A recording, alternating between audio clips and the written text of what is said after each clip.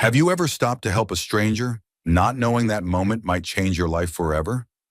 This is the story of a rugged single dad who found a simple girl lying near the forest edge, barely conscious, bitten by a snake. He didn't know her name, where she came from, or why she was out there alone. All he knew was that she needed help, and so he helped. But just hours later, as a helicopter descended through the twilight and a team of private security agents rushed to her side, he realized this wasn't just any girl. This was a woman with a secret powerful enough to rewrite both their destinies. What started as an act of kindness turned into something much more, a journey of healing, trust, and a love that neither of them saw coming. Before we begin, if you enjoy heartwarming stories about unexpected encounters, second chances, and the quiet magic of true love, make sure to subscribe to our channel. It's free, and it helps us keep sharing stories that move the heart and feed the soul. Now sit back, take a deep breath, and let's begin. He found a simple girl bitten by a snake. Hours later, a helicopter landed with her security team. The sun was beginning to droop behind the distant pines, casting long golden streaks across the Wyoming sky. Cal Bennett tightened the worn canvas strap of his backpack and glanced down at his daughter. Little Lily, all of 6 years old, wore her mother's old flannel shirt as a makeshift dress. It hung loosely on her small frame, but it kept her warm.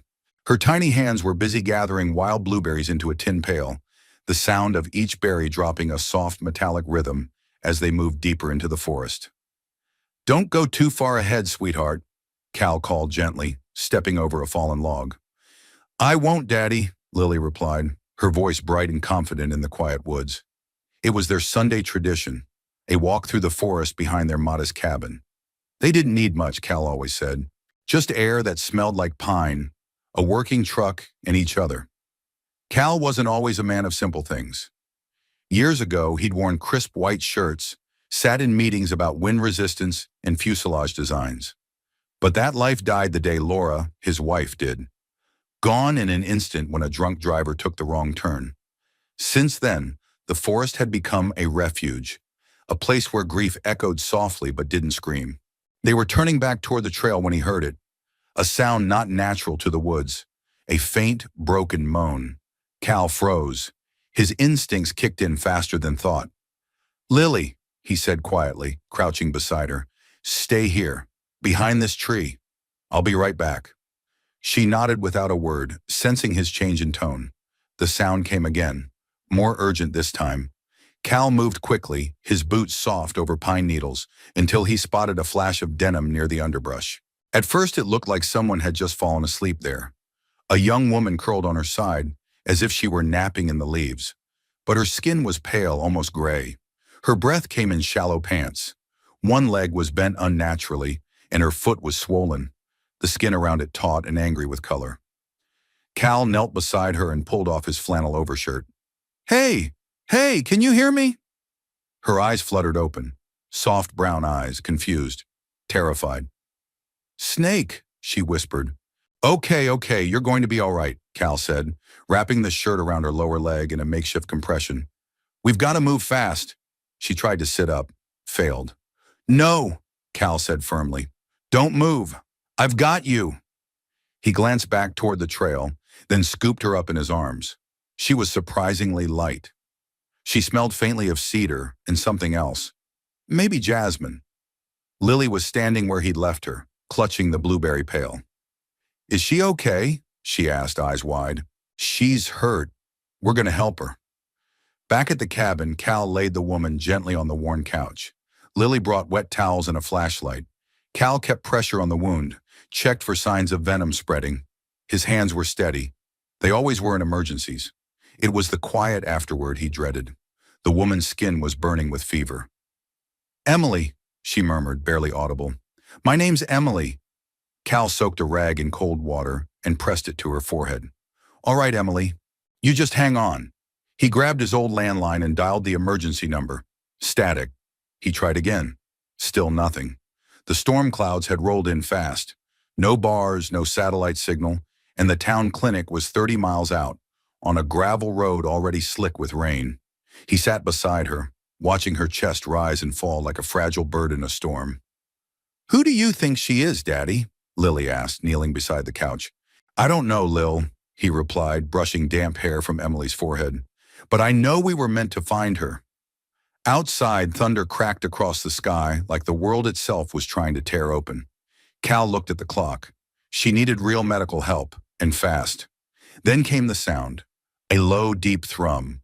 Rhythmic. Not thunder. Not wind. He stood and stepped to the window. His heart stopped. Out beyond the field, where the tree line met their backyard, a helicopter was descending. Sleek, matte black, like something out of a movie. Its rotors sent the grass and branches whipping. Rain had barely started, but the wind from the blades sprayed it sideways. Lily clutched his hand. "Daddy!" 3 men in dark suits stepped out the moment the skids touched down. One wore an earpiece. Another had a briefcase. The third looked straight at Cal through the cabin window. Then came the words that would rewrite everything Cal thought he knew about the world. "We're here for Miss Langford. Please step aside." Miss Langford? Cal turned toward the girl still trembling on his couch. Emily Langford. He'd read that name once, maybe twice, in news articles he never finished. Something about a tech empire, a mysterious heiress who never gave interviews. And now she was lying in his home, wrapped in his flannel shirt, her secrets bleeding into the wood floors of a life she didn't belong to. But for reasons he couldn't explain, he wasn't ready to let her go. The men didn't wait for permission. They moved with quiet urgency, their polished boots thudding against the wood porch like the knocking of some greater fate. Cal stepped in front of the door instinctively, his body blocking the threshold. The man in the lead, tall with steel gray eyes and a jaw too sharp to ever smile, lifted his hand. Not in threat, but in formality. "We're not here to harm anyone," he said in a clipped tone. "We were dispatched for Miss Langford's safety." Behind him, the helicopter blades continued to slice through the rain-dark air, whipping Cal's flannel shirt against his chest. "I don't care who you are," Cal replied evenly, voice like gravel in a river. "She's not going anywhere until she's stable." "She's stable enough," the man said, stepping forward. But Cal didn't budge. From inside the cabin, a voice, soft and broken, called out, "It's all right." Cal turned. Emily was trying to sit up on the couch, pale as frost, her eyes glossy but awake. "They're with me," she said, her voice no louder than the patter of rain on the tin roof. It took a few seconds for Cal to move aside, not out of fear, but because something about the moment felt like a chapter closing before it had even begun. The agents entered. One produced a medical scanner from the briefcase and began taking vitals with cold precision. Another placed a satellite phone call, speaking in hushed terms about blood pressure stabilizing and extraction successful. Lily stood at the far end of the kitchen, holding her stuffed bunny tight, eyes wide. Emily's gaze met hers. "Hi," she said softly, her lips lifting in a weary smile. Lily blinked, then smiled back, like children do when they sense no danger, only kindness. "Is she really a princess or something?" she asked Cal in a whisper. Cal exhaled. "Something like that, baby." Within minutes, the agents had prepped Emily for departure.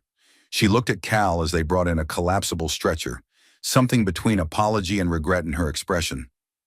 "I didn't mean to cause this," she murmured. "I just needed to disappear. For a while." "You almost disappeared for good," Cal replied, his voice low. "You should have told someone. Anyone." "I couldn't. Not anymore." Her eyes flickered with something heavier than fear. "You don't know what it's like being watched all your life and still feeling completely invisible." He wanted to ask more, but there wasn't time. One agent tapped his watch. Emily reached out, touching Cal's wrist gently. "You didn't have to stop, but you did." Cal looked down at her hand. Elegant, calloused in a way that didn't match her wealth. She had been hiking alone, that much was clear. No makeup, no designer gear.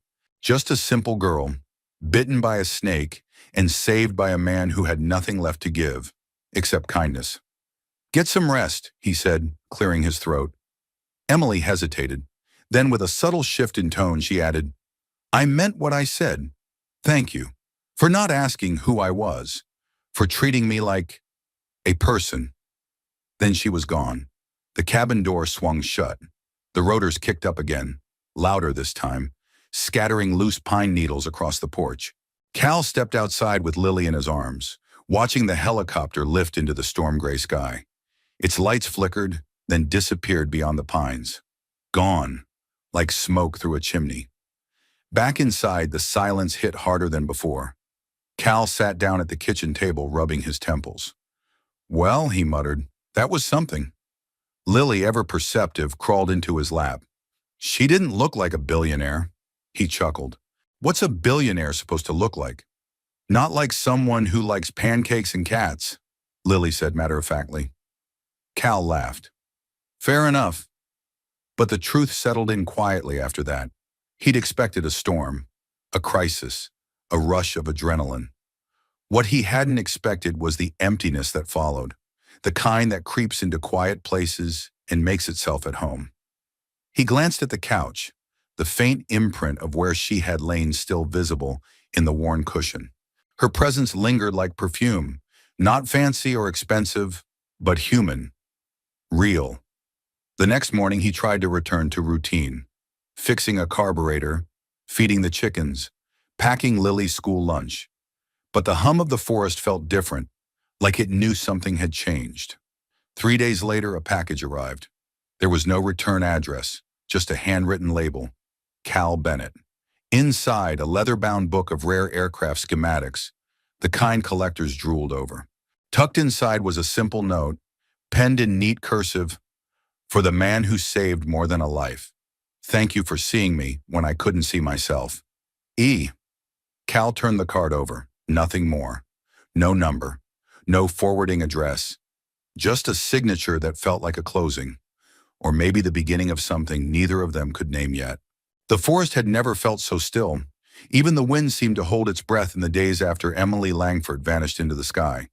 Cal Bennett stood at the edge of the porch, coffee mug in hand, watching the mist curl above the tree line like something alive. In the distance, the faint sound of a woodpecker tapped rhythmically, like a heartbeat echoing across a hollow chest. He sipped the coffee, though it had gone cold, and replayed the last words she'd said before they carried her off. "Thank you for treating me like a person. It should have been enough." But it wasn't. Cal didn't consider himself a romantic. Laura used to tease him about it, said he was too practical, too quiet to be poetic. But even she admitted he felt things deeply. He just didn't always know how to say them. Now in the stillness, he felt something again. Not regret, not longing, just an awareness that the world was larger and more complicated than he'd let himself believe since the accident. And that a girl like Emily, no, a woman like Emily, could walk into his life, shatter his expectations, and leave behind a silence more profound than grief. Lily broke that silence as only a child could. She burst out the front door in her muddy boots, arms flailing, her braids bouncing. "Daddy, I finished it!" Cal turned, blinking. She held out a piece of lined paper, the kind he'd tucked into her school bag every morning. On it was a crayon drawing of the cabin, the forest, and 3 stick figures. One was labeled me, one you, and the third, Miss Emily. His throat tightened. "I made a wish," Lily said proudly. "I wrote it on the back." Cal flipped the paper. In jagged 6-year-old letters, she'd written, "I hope Miss Emily comes back to see us again, and we can eat pancakes and fix cars." Cal laughed under his breath, holding the paper to his chest. "That's a good wish, baby." Do you think she got my drawing?" He hesitated, then nodded. "Yeah, I think she got something better." That night, rain returned, as if Wyoming itself couldn't decide whether to let the season go. Cal tucked Lily into bed, read her a chapter from Charlotte's Web, then lingered longer than usual after turning off the lamp. He sat in the kitchen afterward, the old house ticking around him like it always did. Water heater popping, boards groaning with memory. Then came the knock. He blinked. Not the wind, not a branch. A knock. Cal opened the door slowly. There was no one there, only a box. Small cardboard, no label. He brought it inside, cut the tape with his pocket knife, and opened the lid. Inside was an envelope and a jar, a mason jar filled with golden honey. Attached to the jar was a tag, Black Hills Reserve. 100% organic. Family made. The letter was brief. Cal, this honey comes from my mother's beekeepers. I don't usually send it to anyone, but I remembered what you said about pancakes needing something real. Thank you again. You reminded me what that means. E. He stared at the jar for a long time. The next morning he made pancakes. Lily giggled as the syrup trickled in golden spirals. This tastes like a rainbow. Cal smiled, but his thoughts drifted. Emily. What kind of life did she return to? Marble floors, bodyguards, scheduled interviews? Did she think about that night in the woods the way he did? Not as a rescue, but as a meeting between two people who no longer knew how to belong? Later that day, he drove into town, not for groceries, just to get out of his own head. The road was still muddy from the rain, the trees dripping like they were mourning something unseen. At the post office, Mrs. Ramsey handed him a padded envelope. This came for you. Special courier. Another package. Inside, a book. Wings of the Mind. The Art of Personal Aviation. First edition. And another note, handwritten. You mentioned you used to love aircraft design. Thought this might bring back the good parts. P.S. Lily's drawing is on my fridge. Cal stared at the handwriting. Neat, clear, with just a hint of curves. Not the cursive of someone raised in boardrooms. This was personal. He sat in his truck for a long while, engine off, windshield flecked with raindrops. A quiet thought settled in. She hadn't forgotten. That night, Cal lay awake longer than usual. He stared at the ceiling fan, spinning slowly above him, each blade casting a fleeting shadow in the moonlight. He thought about how people come into your life. Some crash in like wildfires. Others slip in quietly, like morning fog. Emily Langford had done both. She arrived unconscious, bitten by a snake, and left a wake of questions, possibility, and light. He didn't know what she wanted from him. Maybe nothing. Maybe just a memory of a simpler time in a life too crowded with expectations. But maybe she wanted to be remembered for more than her last name. And if that was true, Cal thought, then maybe she'd be back. 3 weeks passed. Cal had returned to his rhythm, if one could call it that. Mornings spent in the garage, evenings helping Lily with math homework, and weekends wandering the woods that once gave him solace. But now even the forest felt different. He hadn't heard from Emily again, not directly at least. No more notes, no packages, just silence. Clean, clinical, distant. He told himself that was how things were meant to be. People like her didn't linger in lives like his. She belonged to skyscrapers, not smoke-stained kitchens and creaky floorboards. Still, every time he passed the spot where she'd collapsed among the ferns, something in him paused. Maybe that's all it was, he told himself one night, drying dishes while Lily brushed her teeth. A moment, but some moments don't fade, they ferment. It was Saturday morning when everything shifted again. The sound of an engine rumbled down the gravel path leading to their cabin. Slow, deliberate, unfamiliar. Cal stepped out onto the porch, wiping his hands on a rag, squinting through the haze of early sun. A silver SUV rolled to a stop beneath the old oak. Out stepped a woman in jeans, a simple blue sweater, and hiking boots still dusted with red earth. Cal's breath caught before his mind caught up. Emily. No helicopter. No suits. No fanfare. Just Emily. She looked different, healthier, sun-kissed. Her hair was tied in a loose braid over one shoulder. She carried a bag that looked like it had been slung over one too many fence posts. Cal leaned on the railing, trying to ignore how his heartbeat had picked up. Morning, she said, smiling shyly. You always just show up out of nowhere? Only when I owe someone pancakes. He blinked, then laughed. It was a good sound. Surprised, rough, real. Lily burst through the front door a beat later, then froze. Miss Emily! Emily barely had time to kneel before the little girl flung herself into her arms. I missed you, Lily declared, wrapping her arms around her neck. I missed you too, Emily whispered, squeezing back just as tightly. Cal watched them for a moment, that strange stillness in his chest melting like frost in sunlight. You here to stay? He asked, not because he needed an answer, but because he didn't trust himself to assume. Emily looked up at him. For the weekend, if you'll have me, he nodded. You hungry? I've been dreaming of Bennett pancakes for weeks. Inside, the kitchen filled with the hum of old routines. Cal cracked eggs, Emily chopped fruit, and Lily set the table with the careful urgency only children carry. I like your sweater, Lily said, eyeing the soft wool. Emily grinned. Thanks, it's not designer. I bought it at a roadside shop near Casper. The lady gave me a discount because I helped her unload a bread truck.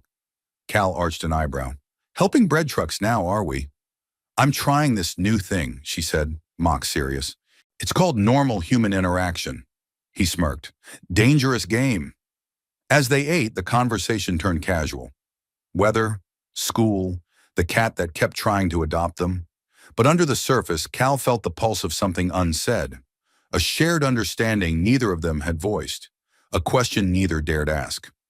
After breakfast, Lily dragged Emily outside to show her the tire swing Cal had finally fixed. He stayed back to clean, moving slowly, savoring the laughter echoing through the trees. She didn't have to come back, he thought. She chose to. That afternoon, they walked down to the stream behind the cabin.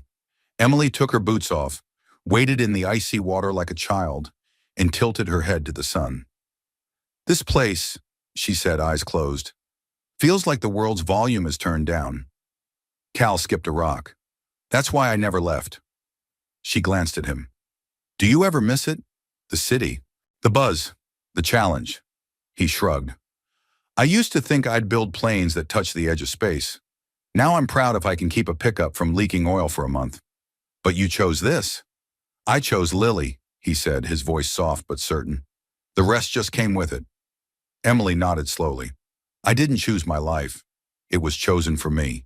Inheritance, expectations, cameras, decisions made before I even understood what they meant. He looked at her then, really looked. Beyond the name, the mystery, the headlines. She wasn't lost. She was looking. And for the first time in years, Cal realized so was he. That night, they sat around the fire pit behind the cabin. Lily had fallen asleep under a quilt, curled beside the dog that had wandered into their lives the year before. Emily wrapped her hands around a mug of cocoa. Can I tell you something stupid? She asked. Try me. I forgot what stars look like. He smiled. They never left. She turned toward him, eyes reflecting the flames. I don't want to go back yet, she said. Not because I'm afraid, but because this feels like the first real breath I've taken in years. Cal nodded, the weight of the night pressing gently between them. You're welcome here, he said. Always. And in the stillness, with only the crackle of fire between them, something passed. Not a promise, but the beginning of one. The next morning broke soft and golden, sunlight spilling over the valley like honey. Emily stood barefoot on the porch, wrapped in one of Cal's old flannel shirts, watching the steam rise from her coffee. She looked like she belonged there, not as a guest, but as something more rooted. Inside, Cal moved quietly through the kitchen. He didn't say much, but his eyes followed her in that quiet, steady way that meant more than words. Lily had gone to spend the morning with the Hendersons down the road, a play date Cal had scheduled earlier in the week, long before he knew Emily would be back. He hadn't thought about canceling it. Maybe part of him knew they needed this time. Alone. Emily sipped her coffee slowly, then turned to him with a crooked smile. So, what do normal people do on Sundays around here? He chuckled. Laundry, patch the roof, fix the fence that the elk knocked over. That all sounds thrilling, she said, eyes twinkling. You asked. I did. They fell into step like dancers who had practiced this for years. By noon, Emily had mud on her jeans and a splinter in her thumb from helping reinforce the porch railing. Cal watched as she cursed under her breath, attempting to pull it out with tweezers. Hold still, he said, kneeling before her. He took her hand, steadying it with one of his own, and gently worked the splinter free. There, he said. She looked at him, really looked, and her voice was quieter when she spoke again. You're a good man, Cal, he shrugged. Just doing what needs doing. No, you're more than that. She held his gaze. You didn't even hesitate. That night, in the woods. You didn't know who I was and you helped me anyway. Seemed like the right thing. A lot of people would have walked by. Then I'm glad I'm not a lot of people. Her eyes glistened. For a moment she looked as if she might cry, but she blinked it back and smiled instead. Later that afternoon they sat beneath the big oak behind the cabin. A breeze rustled the branches overhead, and birds called out from the distance. Emily rested her head against the tree trunk. Do you ever wonder what your life would have looked like if none of it happened? Cal didn't have to ask what she meant. My wife? He asked quietly. All the time. She nodded. You talk about her like she's still here. She is. In Lily. In this place. In me. He picked up a small twig and turned it between his fingers. But I stopped living there. In the what-ifs. It took a while. Emily hugged her knees, her face thoughtful. I was engaged once, she said after a long pause. Cal looked over. He was safe, charming, said all the right things, but somewhere along the line, I realized he didn't love me. He loved the idea of me, what I represented. And what do you represent? Cal asked. She smiled sadly. Control, power, a bank vault with legs. He didn't laugh. He didn't need to. I called it off, she continued. My father threatened to cut me out of the trust. My board panicked. Lawyers circled like sharks. But you walked anyway, she nodded. First good decision I made in years. They sat in silence after that. Not the awkward kind, but the kind that settles in like a soft blanket. Finally, Cal spoke. You're not just some billionaire heiress. She tilted her head. No, you're a woman who showed up in the middle of nowhere with nothing but a backpack and a scraped-up soul, and you didn't give up. That counts for more than any trust fund ever will. Her smile trembled at the edges. You see too much. I see just enough. As the sun dipped lower, Cal lit a small fire pit, and they roasted marshmallows like a pair of teenagers playing house. I haven't done this since I was a kid, Emily said, trying not to set hers on fire. You're burning it. It's caramelized. That's not caramelized. That's cremated. She laughed, loud and real, and he found himself grinning just to hear it. Then as the flames flickered, her tone shifted. I don't know what's next for me, she said. I have obligations, a company, people depending on me. But I keep thinking about this place, about you, about Lily. Cal looked into the fire, unsure what to say. Emily continued, her voice barely a whisper. I want to come back, not just to visit, but to belong. He turned to her. You already do. She met his eyes, and for a moment, it felt like the world had stopped spinning, just long enough for something real to take root. By Monday morning, Emily was still there. It wasn't spoken aloud. No agreement, no promise. She simply hadn't packed. Her bag stayed by the wall, untouched, and Cal didn't ask when she was leaving. Some silences are too full to disturb. The day started with sunlight on dewy grass and the smell of bacon curling through the kitchen. Cal moved around the stove while Emily sliced strawberries at the counter. They worked in a rhythm that surprised them both, like two musicians who had never practiced but somehow found the same beat. Lily padded in, still wearing her sleep shirt and mismatched socks. She climbed onto a stool and watched them with quiet amusement. You two look like you've been doing this forever, she said through a yawn. Cal raised an eyebrow. Doing what? Making breakfast, laughing, not burning things. Emily smirked. That's because I've been practicing my marshmallow skills. Lily giggled. You're much better at pancakes than marshmallows. Noted. Breakfast stretched long into the morning. Cal let the garage stay closed just this once. The world could wait a few more hours. After the dishes were washed and the table wiped down, Emily asked if she could join them on their errands. Cal hesitated, but Lily answered for him. She has to come, she insisted. She promised to help me pick out piano books. And just like that, it was decided. They drove into town with the windows down, the truck's old engine humming like an old dog purring in its sleep. Cal pointed out landmarks as they passed, the field where the 4th of July picnic happened every year, the bait shop that served surprisingly good chili, the bookstore with a cat named Socrates. Emily leaned forward, curious about everything. You really know everyone here, she said. It's a small town. But still, you remember their names, their dogs' names. Cal shrugged. Folks matter more out here. You take care of them, and they take care of you. She looked out the window, quiet for a moment. That sounds safe. It is, and boring, according to some. She turned to him. It sounds like exactly what I needed. At the music store, Emily helped Lily pick out 3 beginner books. One had illustrations of dancing squirrels. The second featured classic American folk songs. The third, Lily chose entirely because it had glitter on the cover. She's got a good eye for flair, Emily said, handing the books to the cashier. I wonder where she gets it, Cal replied, subtly teasing. Emily rolled her eyes. Trust me, I wasn't always this boring. Cal smiled but didn't press. He liked this version of her. No pretense, no entourage. Just a woman in jeans, holding a child's piano book. On the way home, they stopped at the market. Emily insisted on paying for groceries, much to Cal's grumbling. She filled the cart with fresh bread, real butter, and coffee beans that didn't come in a tin. I'm just upgrading your pantry, she said with a wink. Next, you'll be alphabetizing my spice rack. Don't tempt me. They spent the afternoon reorganizing the kitchen. Emily tossed out expired cans, wiped shelves, and labeled containers like it was therapy. Cal watched with amusement as she even found a place for Lily's growing collection of rubber band animals. By evening, something had shifted. Not with words, but in how they moved around one another.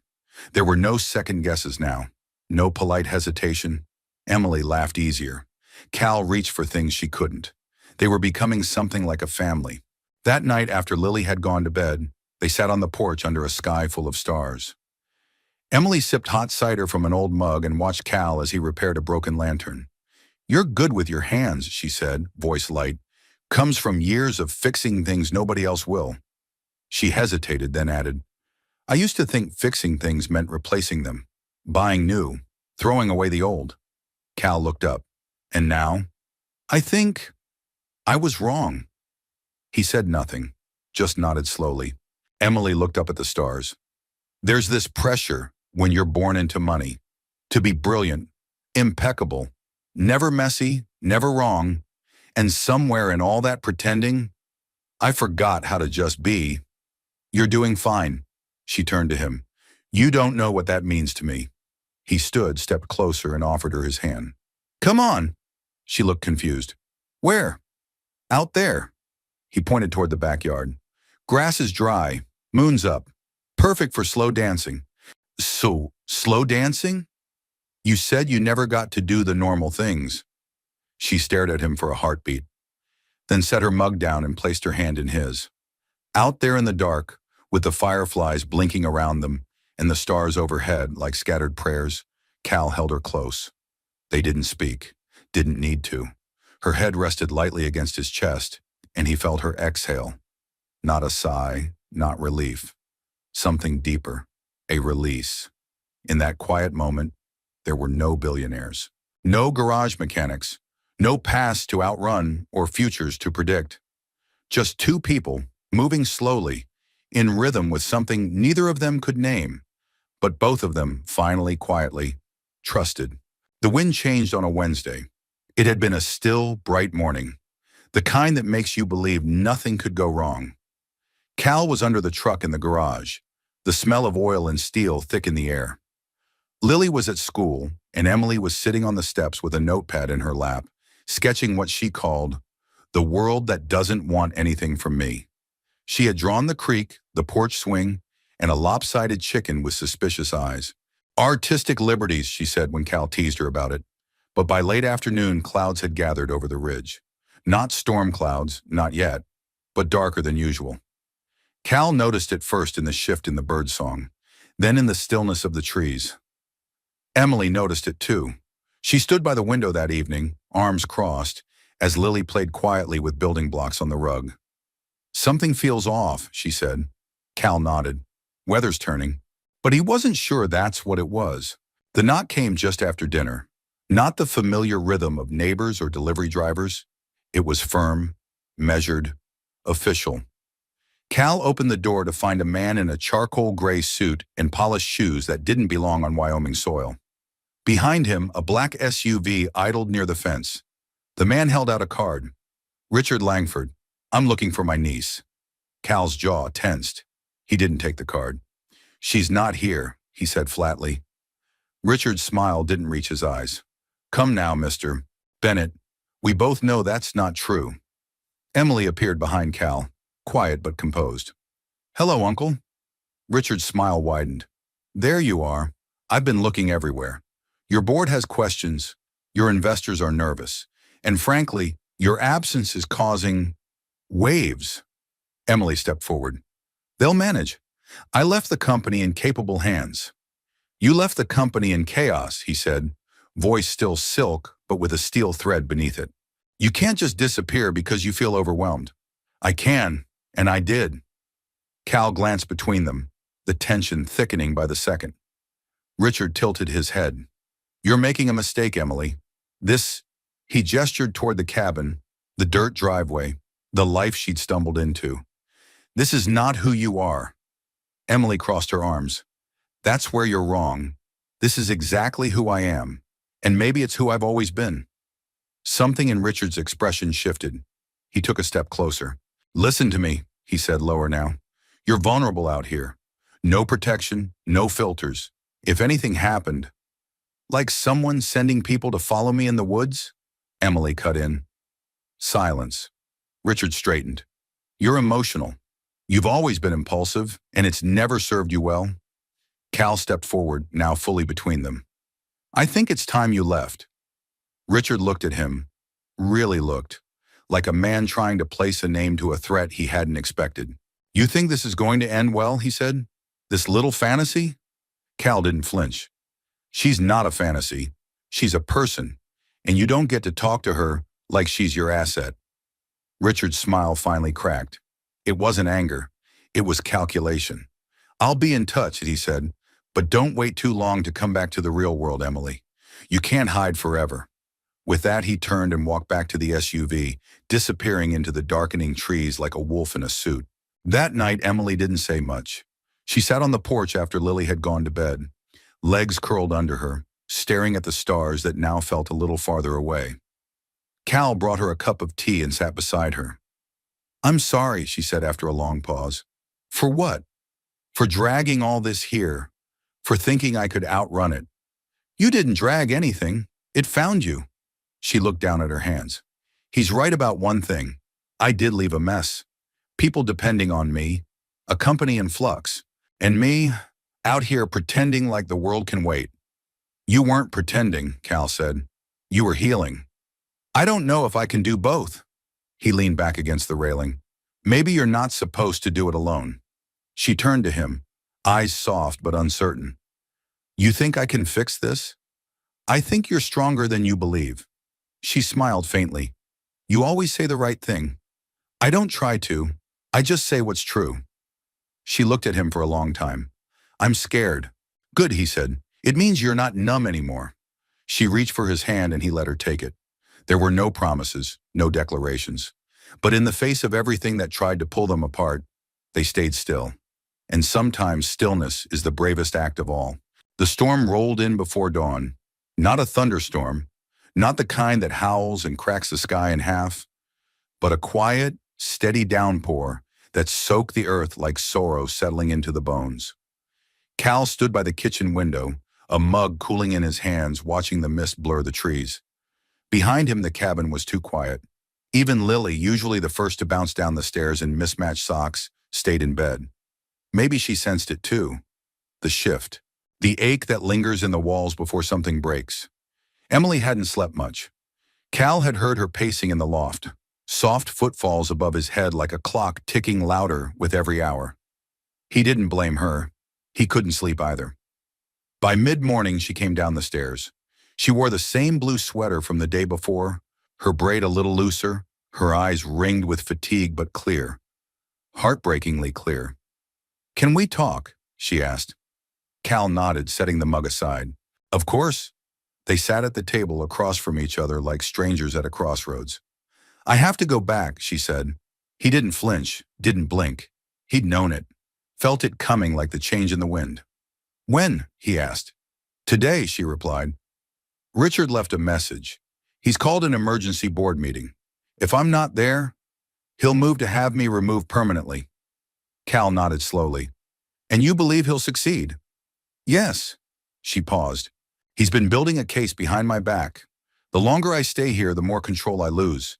Not just of the company, of the work we're doing, the grants, the farms, the clean water initiatives. It's more than a business. You built it. I inherited it, she corrected. But I finally started shaping it into something good. I can't let that be erased. Cal didn't argue. He wouldn't be the man to ask her to stay if staying meant losing everything she'd worked for. Instead, he said, Lily will be disappointed. Emily smiled, eyes glassy. I'll write her a letter, maybe draw her another chicken. They both laughed, quietly, gently, like people who didn't know what else to do. An hour later, the SUV arrived. This one was different. Silver, modest, driven by a woman in her 50s with kind eyes and no clipboard. Emily hugged Lily tightly at the door, whispering something into her ear that made the little girl clutch harder. Will you come back? Lily asked, her voice small. Emily crouched to her level. I hope so, sweetheart. I really, really hope so. Then she stood and turned to Cal. He stepped forward, and she fell into his arms without hesitation. Neither spoke for a long moment. When she finally pulled back, her hand lingered on his chest. You saved me, Cal, and not just in the woods. He shook his head. You did most of the saving yourself. Still, she whispered, I needed you to see me, and you did. He held her gaze. I won't say goodbye. Not yet. She smiled, bittersweet and brave. Then let's call it, see you soon. And then she was gone. That night, the house felt larger. Cal made dinner, though he barely touched it. Lily picked at her food, quiet and tired in a way no child should be. Afterward, they sat on the couch, the TV flickering with old cartoons neither of them paid much attention to. She'll come back, Cal said softly. Lily looked up at him. You think so? I do. But what if she can't? Cal looked down at his daughter, her eyes full of the kind of worry kids shouldn't have to carry. He wrapped his arm around her shoulders and pulled her close. Then we remember what she gave us while she was here, and we trust that love, the real kind, doesn't disappear. It just waits. Lily nodded, her head against his chest. They sat that way until she fell asleep.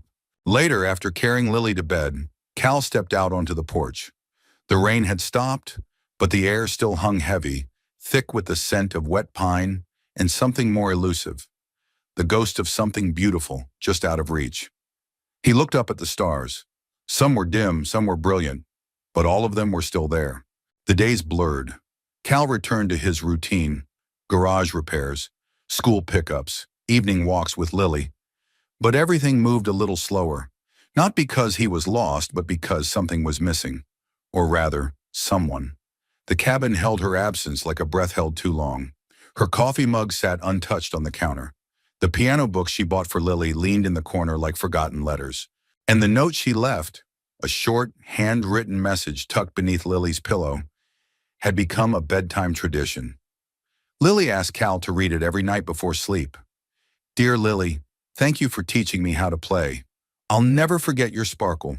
Love, Miss Emily. Some nights Cal read it twice. He never said he missed her. He didn't have to. It was in the way he'd pause before making 2 cups of coffee, then pour just one. In the way he lingered at the porch railing, watching the road curve out of view. In the way his eyes softened when Lily asked, Do you think she's okay? He always answered the same. I think she's trying to be. One Saturday morning, while fixing a radiator leak on an old Chevy, Cal heard the crunch of tires on gravel. A rusted pickup pulled into the lot. A man stepped out, tall, wiry, with a week-old beard and tired eyes. He wore a coat patched at the elbows and boots that had seen better days. Morning, he said, nodding toward Cal. You Cal Bennett? Depends who's asking. The man offered a card. Local press, Jackson Hole Sentinel. I heard a story, he said, about a woman found near death, bitten by a snake. Said a mechanic saved her life and didn't know she was worth more than the county bank. Cal stiffened. You heard wrong. The reporter smiled. She's back on the front page, you know. Langford Industries. Takeover blocked. Chairwoman reinstated. Whole soap opera. I'm not interested in soap operas. I'm interested in truth. Cal straightened. Truth is, I helped a woman because she needed help. I didn't ask for her name, and I don't need to tell you mine. The man blinked, then nodded. Fair enough. He walked back to his truck, but before climbing in, he looked over his shoulder. She mentioned you, you know, not by name, but she said she met someone who reminded her why people matter more than numbers. Just thought you should know. Then he drove off. That night, Cal sat on the porch long after Lily had gone to bed. He nursed a cup of black coffee and stared out at the pine trees, dark and whispering in the wind. Emily was fighting, not just for her company, for herself, and part of him ached to be there, not to fix things, but to stand beside her. But he also knew this was her mountain to climb. He just hoped she remembered the way back down. Sunday came with a quiet knock at the door. Cal opened it to find Mrs. Henderson holding a small package. This came for you, she said, eyes curious. No return address, just your name, and a very expensive-looking envelope. Cal took it, thanked her, and waited until she was out of sight before opening it. Inside, a letter and a photograph. The letter was simple, written in Emily's hand. Dear Cal, I'm still breathing, still fighting. The board backed off. For now, Richard's gone quiet, which worries me more than when he's loud. But I wanted you to have this. It's not a goodbye. Just something to remind you that I'm still carrying a piece of that porch swing with me. Tell Lily her sparkle is safe. Emily, the photo was of the three of them, taken on the tire swing, probably by one of the neighbors without Cal noticing. Lily grinning, Cal mid-laugh. Emily with her hair blown sideways and joy on her face. He hadn't known someone had caught it, and now he couldn't stop looking at it. That evening, Cal pinned the photo to the fridge with a magnet shaped like a tractor. Then he stood back and stared. Not because he missed her, though he did, but because for the first time in a long while, he believed in something again. Not just in love, but in return. Spring came early that year. It swept through the valley like a long-held breath, finally exhaled. Snowmelt trickled from the ridge, coaxing wildflowers from their winter slumber. Cal found himself working outside more, fixing fences, clearing gutters, replanting the garden that Emily had once admired with half a smile and a full heart. Lily, for her part, had become an expert in folding paper cranes. It started as a school project, something about wishes and Japanese folklore, but she had taken to it like a duck to water. Every evening she folded one more, each with a different colored wing, and lined them up along the windowsill like a tiny army of hope. What are they for? Cal asked one night as she finished her sixth. She didn't look up from her fold. Wishes. For what? For her to come back. He didn't have the heart to tell her that life didn't work like that, that sometimes people leave even if they want to stay, that goodbyes happen even when no one says the word. Instead, he said, she'd love these. I know, Lily said softly. A week later, something changed. The mail came late, as usual. Cal thumbed through the usual stack, bills, flyers, a catalog for tractor parts, when he saw the envelope. Cream-colored, heavy paper, handwritten in navy ink. To Cal and Lily Bennett, no return address. He opened it at the kitchen table, his hands steady but his heart nowhere near. Inside were 3 plane tickets, round trip, to New York City, and a letter. Dear Cal, I meant to write sooner, but life, as you know, has a way of piling up when you're not looking. We've managed to hold things together here. The board's no longer circling, and the press has moved on. Mostly, but it all feels different now. Hollow, maybe, like I've stepped back into a life that doesn't quite fit anymore. There's an event in a few weeks. Nothing flashy, just a quiet gathering to thank the folks who helped me keep Langford's heart from being ripped out. I'd like you to come. Both of you. You don't owe me anything, but I'd love for you to see the other side of my world. Not the headlines, just the people. And maybe, me. If you come, there'll be someone waiting for you at the airport with a sign that says Ren. You'll understand when you see it. With hope, Emily Cal read it twice, then handed it to Lily without a word. She scanned it with wide eyes. Is this real? I think it is. Can we go? He looked out the window where the cranes lined up against the glass like a jury made of paper and dreams. I think we should. The next few days passed in a flurry of planning. Cal had to ask for time off from the garage, find someone to feed the chickens, dust off the only sport coat he owned. Lily packed and repacked her backpack 4 times. "I don't know what people wear in New York," she said seriously. "Probably not cowboy boots with glitter," Cal replied. "I'm wearing them anyway." "Good call." The morning of the flight, the sun rose golden and clean. Cal loaded their bags into the truck, triple-checked the plane tickets, and made Lily promise not to lose her stuffed bunny in the airport. They drove to Jackson, then boarded a small regional flight that took them to Denver, and from there, a bigger plane into LaGuardia. Cal hadn't flown in years, not since his engineering days. The roar of the jet engines stirred something deep, a past life, shelved but not forgotten. Lily pressed her face to the window most of the way, pointing out clouds and rivers and what she claimed were castles. When they landed, a woman in a navy coat stood near the baggage claim, holding a sign that read, "Wren," in tall letters. Lily squinted. "What's that mean?"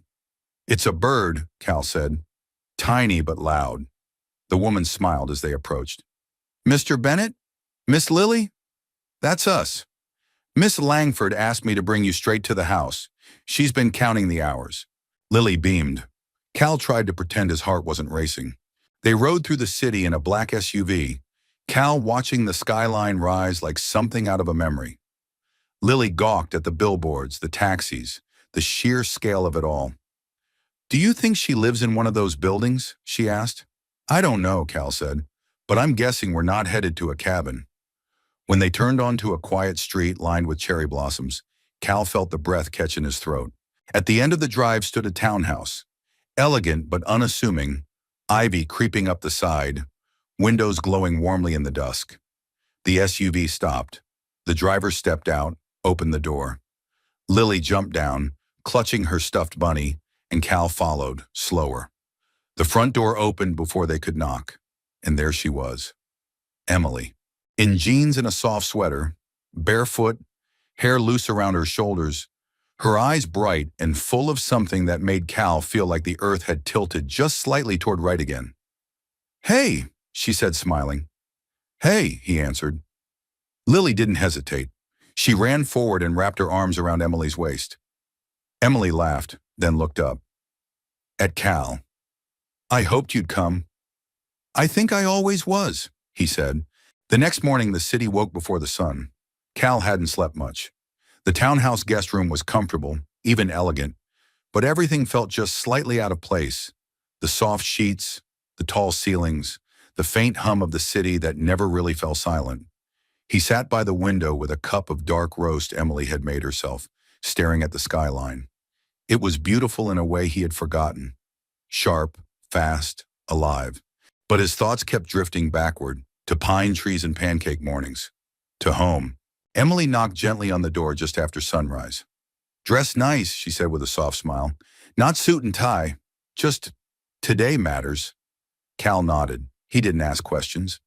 By mid-morning, they were in the back seat of a quiet sedan, Lily between them, pointing out statues and food carts with the wonder only a child can carry into a place like Manhattan.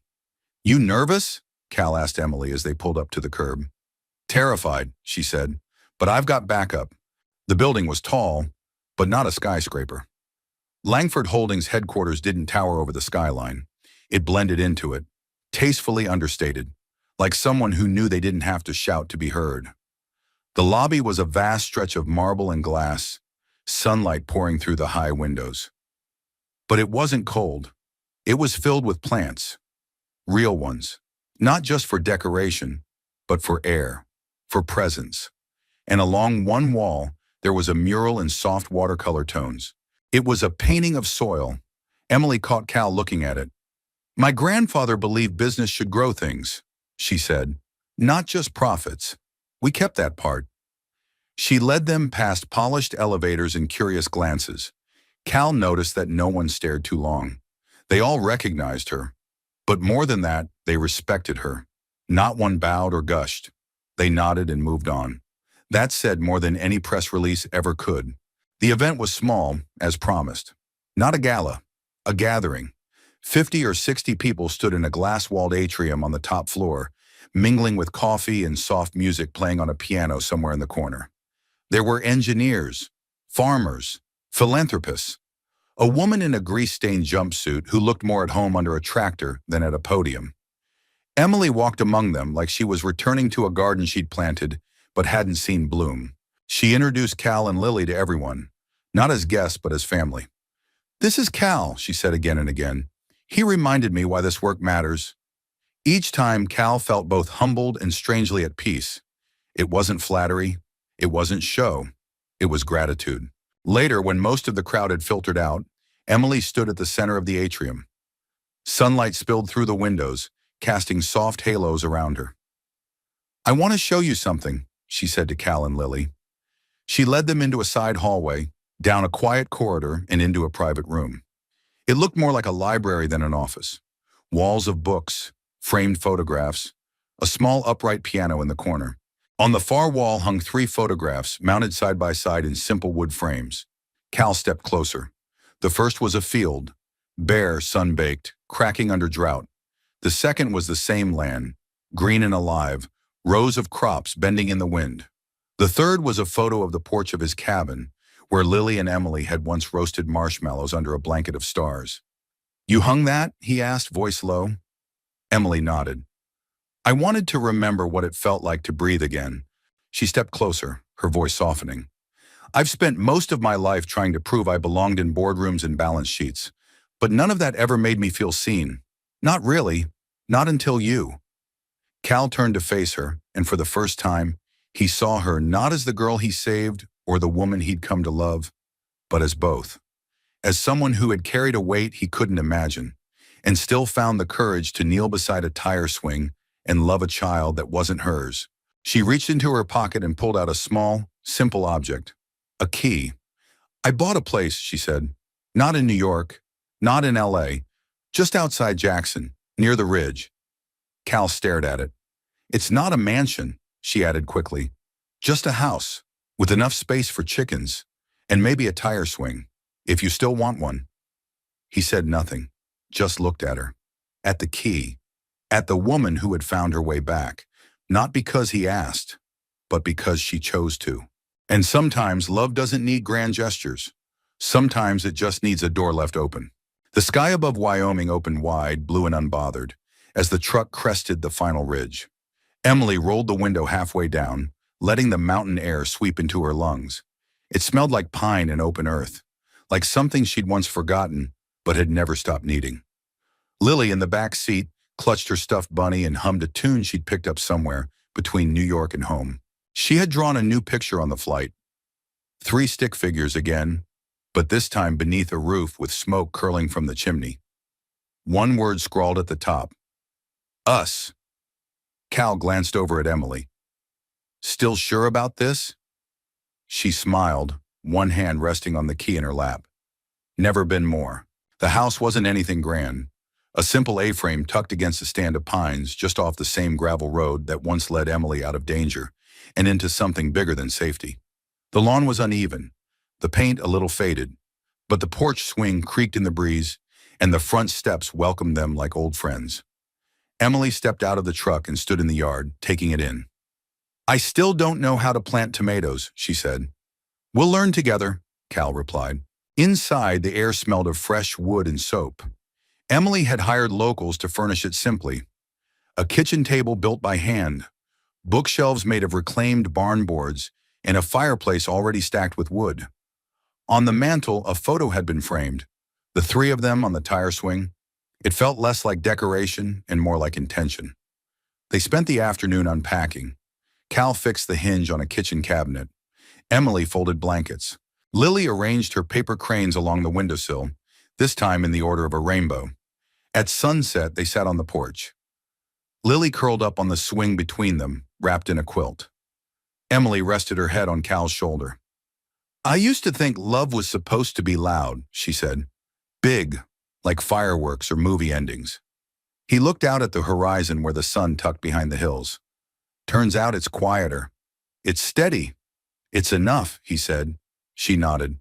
"More than enough." A week passed. Then 2. The rhythm they fell into was as gentle as the wind through the pines. Cal worked at the garage in town 3 days a week. Emily started a consulting project that let her work remotely, using her name not to build towers, but to open doors for others.